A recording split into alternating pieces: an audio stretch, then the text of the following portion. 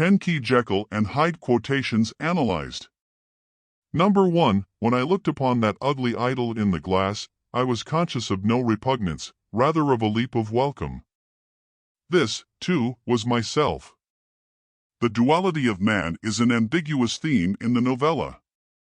Despite the use of the lexis ugly, duality is presented through Dr. Jekyll's character in a positive way, shown in the phrase a leap of welcome, whereas it is presented through other characters as supernatural and frightful, such as through Dr. Lanyon's incident, I have had a shock and shall never recover.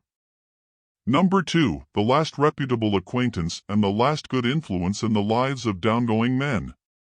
This quote represents the theme of reputation and Mr. Utterson.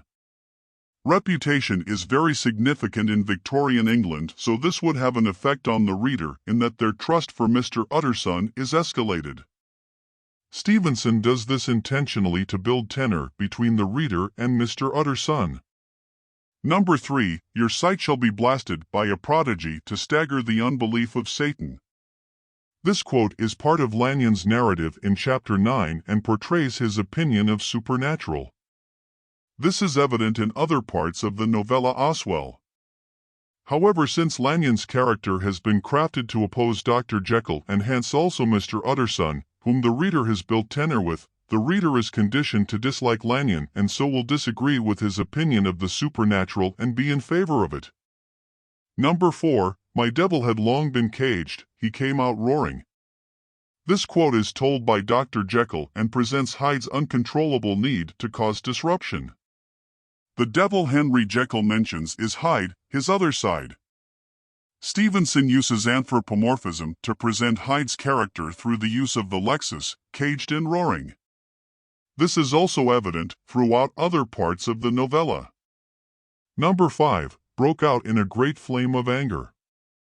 Hyde's desperation to behave violently is compared to a great flame. The connotations of flame or fire involve fear, rage, and destruction, which is something that people fear. Along with this, a flame can ignite instantaneously, which is symbolic of Hyde's anger, exemplified when he attacks Sir Danvers Carew. Number 6. Pale and dwarfish, he gave an impression of deformity without any nameable malformation. The lexis pale and dwarfish dehumanizes Hyde. The ambiguousness of Hyde's description leaves some uncertainty about his appearance. Stevenson intentionally does this because the reader will automatically assign the most horrific appearance to Hyde, assuming the most extreme possible circumstance is part of human psychology. Number 7. Like some disconsolate prisoner.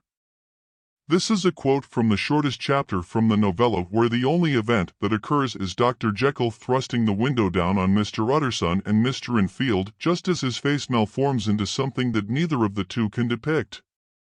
This implies that the novella only has this chapter to show Dr. Jekyll's state. The simile of comparison to a disconsolate prisoner implies a lot about Dr. Jekyll at this point in the novella. Number 8. Lean, long, dusty, dreary, and yet somehow lovable.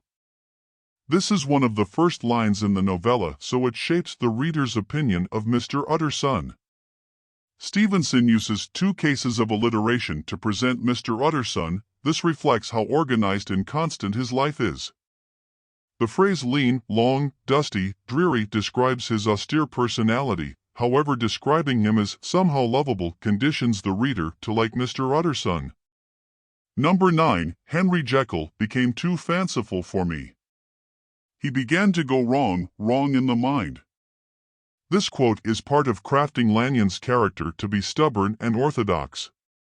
Lanyon also says unscientific balderdash while describing Dr. Jekyll. Lanyon states he began to go wrong in the mind. Stevenson may have written this to foreshadow Dr. Jekyll's supernatural nature and creation of Mr. Hyde. Number 10. I was coming home from some place at the end of the world, about 3 o'clock of a black winter morning. This quotation is a typical presentation of how setting is used to create pathetic fallacy. Some place at the end of the world means far away. 3 o'clock of a black winter morning creates imagery for the reader. This is very dark. Explain darkness connotations.